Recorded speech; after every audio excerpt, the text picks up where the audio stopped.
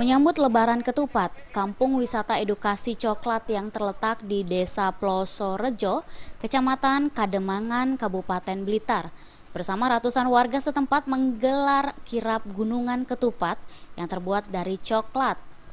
Saat Gunungan Ketupat Coklat dikirap, diiringi dengan tabuhan rebana dan tarian tradisional yang dibawakan oleh pemuda-pemudi desa setempat. Setelah didoakan secara tradisi Jawa dan secara Islami, Gunungan Ketupat Coklat ini dibagi dan dimakan bersama. Menurut Ajeng Kusuma, pengunjung asal Madiun ini mengaku senang ketika dirinya menyaksikan tumpeng ketupat coklat. Pasalnya, tumpeng ketupat coklat ini dinilai unik karena baru pertama kali dijumpainya.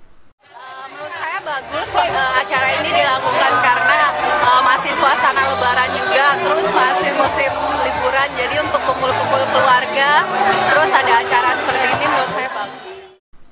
Gunungan Ketupat Coklat ini sengaja digelar selain untuk melestarikan budaya, juga untuk mengenalkan bahwa coklat di Indonesia memiliki kualitas yang tak kalah bagus dengan negara lain.